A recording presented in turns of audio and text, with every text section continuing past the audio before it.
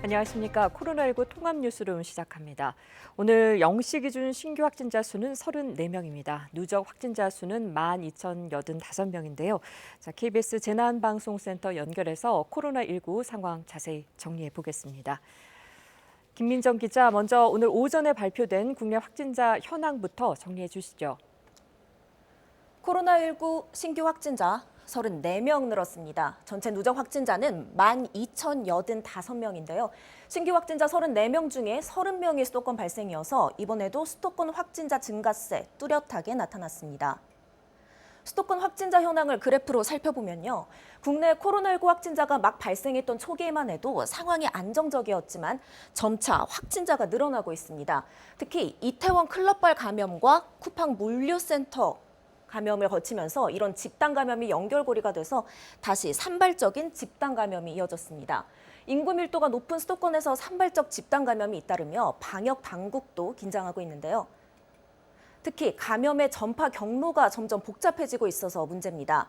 방문 판매 업체 리치웨이발 감염의 경우 강서구 콜센터 그리고 서울 강남구의 어학원을 거쳐서 중랑구의 실내 스포츠 시설에까지 전파되기도 했습니다.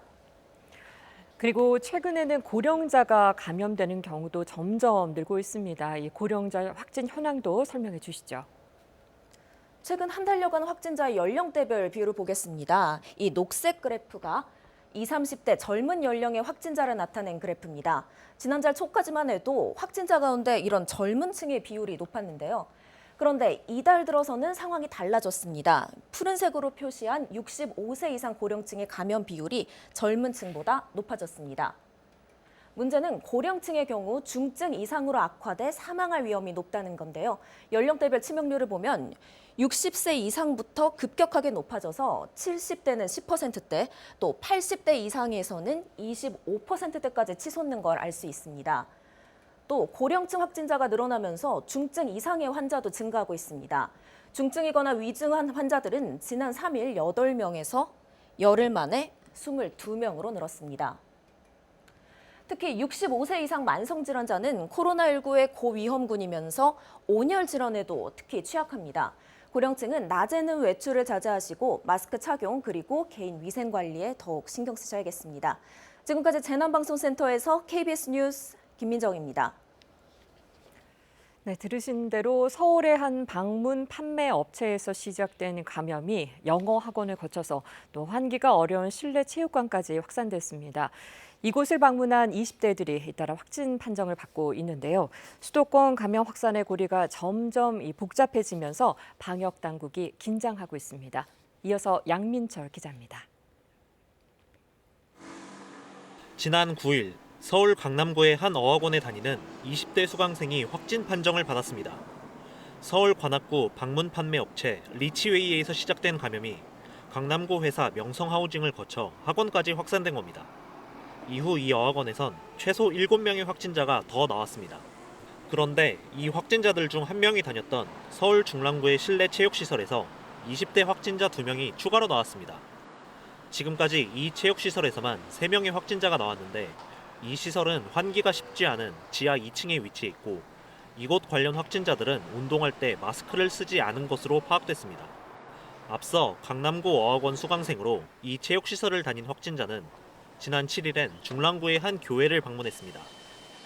이에 방역당국이 같은 시간대에 방문한 140여 명의 명단을 확보해 그중 밀접 접촉자 11명을 검사했는데 모두 음성 판정을 받았습니다. 또 강남구 어학원 확진자와 접촉한 다른 중랑구 확진자는 또 다른 헬스장을 방문한 것으로 확인됐습니다. 방역당국은 헬스장 이용자와 직원 250여 명에 대해 진단검사를 받도록 안내했습니다. 한편 인천에서는 개척교회 모임과 쿠팡 물류센터 관련 확진자 7명이 발생했습니다. 인천시는 88살 여성 A씨와 A씨의 딸 B씨 등 7명이 확진 판정을 받았다고 밝혔습니다. 이들 모녀는 지난달 31일 서구의 한 개척교회 목사 확진자와 접촉한 것으로 드러났습니다. 이들 외 2명이 개척교회와 관련해 감염됐으며 부천 쿠팡 물류센터와 관련된 50대 여성 1명도 추가 확진됐습니다. 이와 함께 용인시에서는 소규모 가족회사를 운영하는 3명이 잇따라 확진됐고 성남시 하나님의 교회 신도 1명도 확진 판정을 받아 이 교회 관련 확진자는 모두 9명으로 늘어났습니다. KBS 뉴스 양민철입니다. 이르면 이달 말부터 침방울 차단용 마스크를 대형 마트에서도 살 수 있게 됩니다. 롯데마트는 마스크 제조사와 손잡고 이달 마지막 주부터 침방울 차단용 마스크를 판매할 예정입니다. 롯데마트의 공급 물량은 한 주에 20만 장 수준인 것으로 알려졌습니다. 이마트도 이달 말부터 침방울 차단용 마스크 판매에 나설 계획으로 현재 제조사와 협의 중이라고 밝혔습니다. 앞서 한 마스크 제조사가 자체 온라인 쇼핑몰을 통해서 침방울 차단용 마스크 판매를 시작하자 매일 접속자가 몰리며 판매 시작 몇 분 만에 마스크가 동나는 일이 반복되고 있습니다. 중국의 수도 베이징에서 코로나19 확진자가 하루 만에 또다시 36명이 늘어서 비상이 걸렸습니다. 베이징의 펑타이구의 이 대형 농수산물 시장을 중심으로 확산되고 있는데요. 이 시장을 폐쇄하고 또 인근 지역도 출입을 통제하고 있습니다. 현재 베이징은 전시 상태에 준하는 삼엄한 경계가 이뤄지고 있습니다. 선양에서 오세균 특파원입니다. 베이징시 위생건강위원회는 어제 코로나19 신규 확진자가 36명이 발생했다고 밝혔습니다. 발열과 기침 증상이 없는 무증상 감염자도 1명이 나왔다고 발표했습니다. 베이징에서 지난 11일 신규 확진자가 처음 발생한 데 이어 12일에도 6명이 발생했습니다. 베이징 코로나19 감염자는 대부분 시 남부에 있는 펑타이구의 대형 농산물 시장인 신바띠 도매시장을 중심으로 발생하고 있습니다. 이 때문에 이 도매시장을 중심으로 집단 감염 우려가 커지고 있습니다. 베이징시 당국은 신바띠 시장을 폐쇄하고 시장 종사자 1940명을 대상으로 핵산 검사를 실시했습니다. 현재 중국 무장경찰이 신바띠 도매시장을 에워싸고 출입자를 통제하고 있습니다. 또 베이징에 있는 또 다른 농산물 도매시장 5곳도 영업을 중단했습니다. 이와 함께 펑타이구 신바띠 부근 11개 주택단지와 초등학교와 유치원 5곳도 문을 닫았습니다. 현재 수도 베이징은 전시 상태에 준하는 삼엄한 경계가 이루어지고 있습니다. 선양에서 KBS 뉴스 오세균입니다. 자, 그럼 여기서 다시 이충원 의학 전문 기자와 함께 코로나19 상황 자세히 알아봅니다. 안녕하십니까? 네, 확진자 현황부터 정리해 주시죠. 예, 어제 하루 34명의 확진자가 늘었고요. 국내 발생이 31명입니다. 해외 유입 사례가 3명이고요. 이 국내 발생 31명 중에 29명, 그러니까 대부분이 수도권에서 발생을 했습니다. 예. 그래서 총 누적 확진자는 12,085명으로 늘었고요. 현재 1,000명이 넘는 1,090명이 현재도 격리 치료를 받고 있습니다. 이 수도권에서 이제 많은 확진자들이 한 50여 명씩 생기고 있어서 1,000명 이상 지금 격리 치료를 받고 있고, 수도권 병상은 아직 비어있는 병상, 그러니까 코로나19 전담 병상은 한 700여 병상 정도의 여유가 있습니다. 사망자는 277명으로 현재 치명률은 2.29%를 보이고 있습니다. 아, 그렇군요. 자, 그럼 하나하나 좀 짚어보겠습니다. 방문 판매 업체죠. 리치웨이발 확진자 현황은 어떻게 되죠? 일단 수도권에서 이제 쿠팡물류센터에서 대규모 확진자가 나온 이후에 그 소규모 감염 사례들이 굉장히 늘고 있습니다. 수도권 개척교회 관련이 현재 이제 100명이 넘어섰고요. 또 양천구 탁구장 관련도 62명, 또 도봉구 요양시설에도 확진자들이 나왔잖아요. 16명 정도 나타났습니다. 현재는 이제 방문 판매 업체인 리치웨이발 확진자가 계속 꼬리에 꼬리를 물고 늘고 있는 상황인데요. 네. 어제 기준으로 153명이 리치웨이발 확진자인데 방문자는 40명이고요. 오히려 이제 접촉자가 훨씬 많습니다. 접촉자가 현재까지 113명 정도 됩니다. 문제는 앞서도 나왔지만 60살 이상의 확진자가 현재 절반 이상인 56%를 차지하고 있습니다. 예. 그리고 이 리치웨이발 집단 감염이 수도권 교회 또 콜센터 학원에 이어서 실내 체육시설 이제 헬스장까지 확산되고 있는 상황이잖아요. 그렇습니다. 리치웨이발 집단 감염이 최소 8곳 이상으로 이제 확산이 돼서 예. 그중에는 교회도 4곳이나 있고요.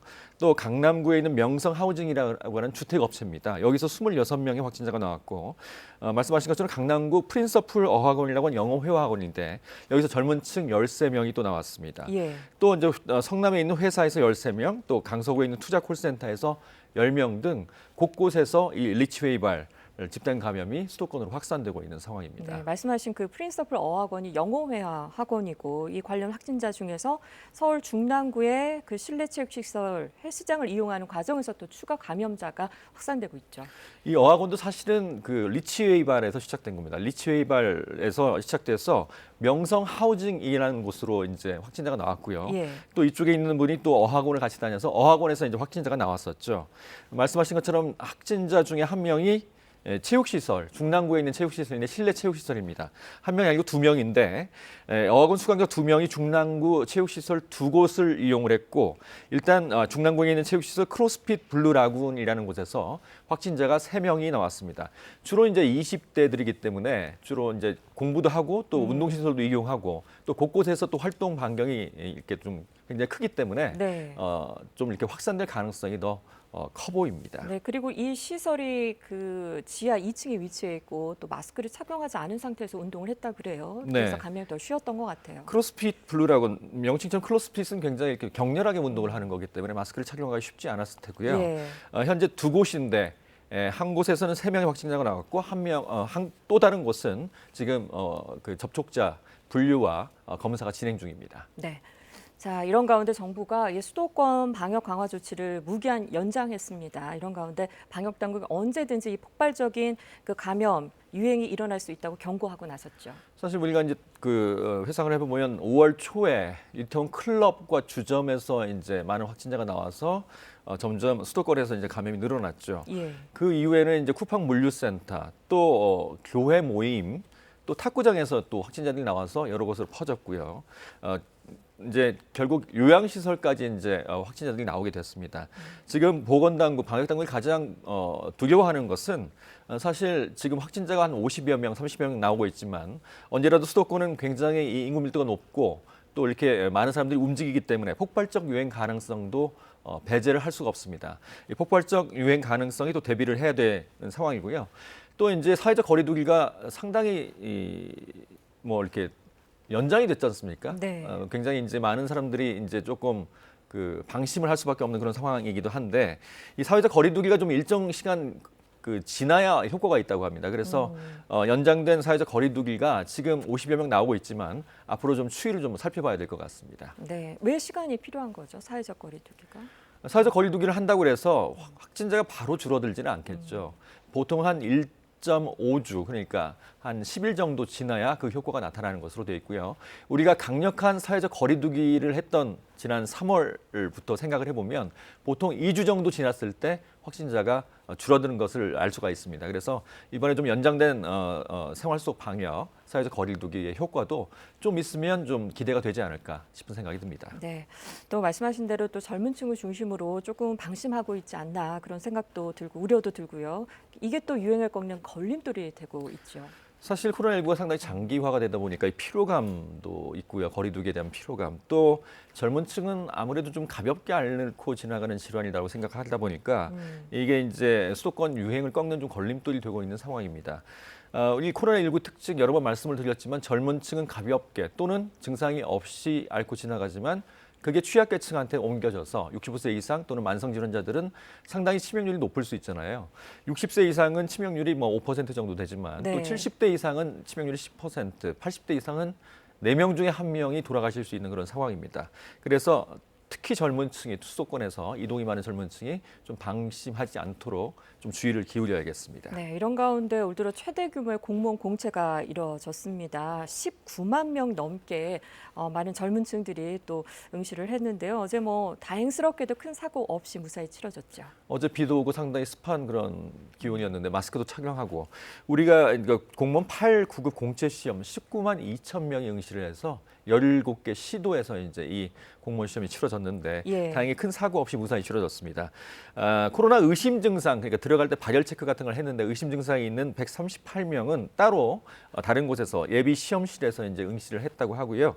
응시자 중엔 자가격리자 3명도 있었는데 또 다른 곳에서 자가격리 중에 3명도 무사히 응시를 했습니다. 아, 다행입니다. 정말 이게 결국 백신이 좀 나와야 코로나19가 종식이 될 텐데 지금 현재 진행 상황은 어떻습니까? 특히 미국에서 이제 다음 달부터 7월부터 임상 3상이 시작이 됩니다. 임상 시험은 1상, 2상, 3상이 있는데 현재 백신 개발은 2상 단계고요. 3상은 대규모의 어떤 대상자를 대상으로 해서 약물의 유효성 또 위험성을 측정하는 겁니다.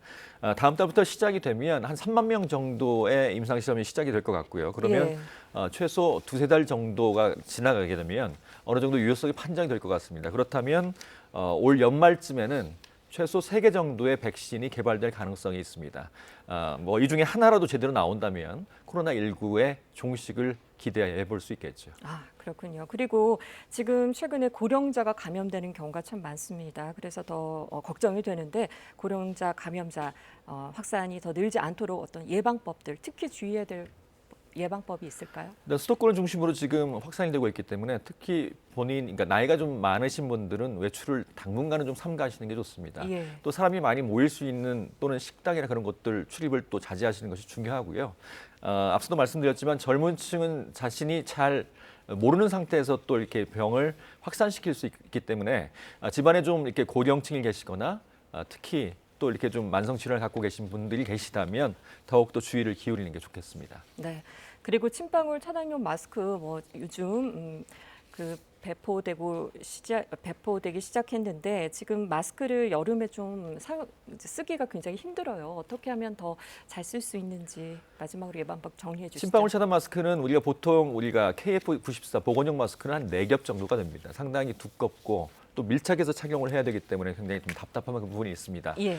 비말 차단용 마스크는 우리가 외과용 마스크랑 좀 비슷하게 했지만 더 가볍고 좀 얇은 그런 특성을 갖고 있습니다. 그래서 여름에는 그런 비말 차단용 마스크를 착용하게 되면 상당히 도움이 될 것 같습니다. 네. 착용 안 하는 것보다는 착용하는 게 훨씬 낫고요. 실내에 들어가거나 또는 대중교통을 이용할 때는 반드시 착용을 하시는 게 좋겠습니다. 네, 오늘 말씀 고맙습니다. 네, 이충원 의학 전문 기자와 함께했습니다.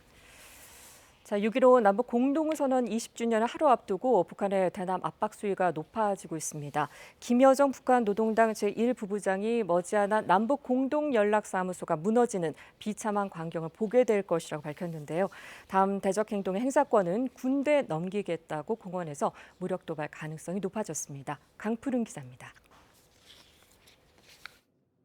북한 김정은 국무위원장의 동생 김여정 노동당 제1부부장이 어젯밤 담화를 내고 대남 무력 시위를 공식화했습니다.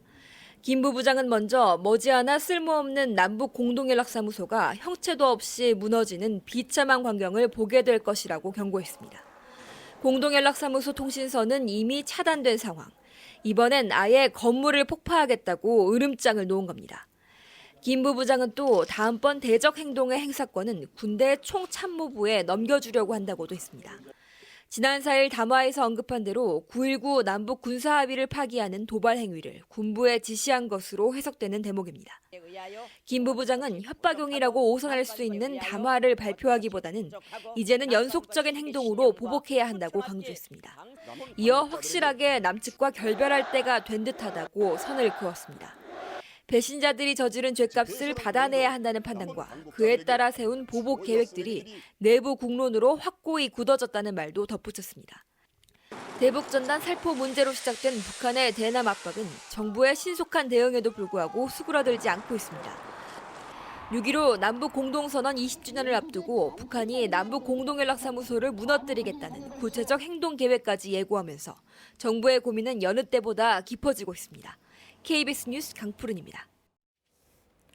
이와 관련해 오늘 새벽 국가안전보장회의 상임위 회의가 정의용 국가안보실장 주재로 긴급히 열렸습니다. 자세한 내용 우수경 기자입니다. 청와대는 오늘 새벽 정의용 국가안보실장 주재로 NSC 상임위 긴급 화상회의를 열었습니다. 현 한반도 상황을 점검하고 대책을 논의했다고 강민석 청와대 대변인은 밝혔습니다. 어젯밤 발표된 김여정 북한 노동당 제1부부장의 담화가 주된 논의 내용이었을 것으로 보입니다.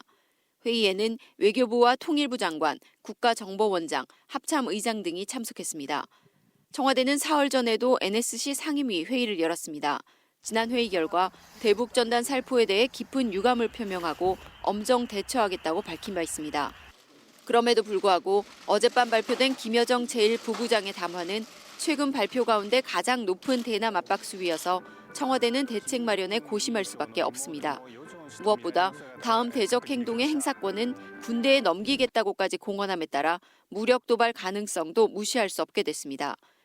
NSC 회의 결과를 브리핑을 통해 상세하게 밝혔던 지난번과는 달리 이번에는 회의 내용을 언론에 밝히지 않을 것으로 보입니다. 6.15 남북 공동선언 20주년을 하루 앞둔 시점에서 꼬여만 가는 남북 관계를 어떻게 풀어나가야 할지 청와대의 고민은 깊어 보입니다. KBS 뉴스 우수경입니다.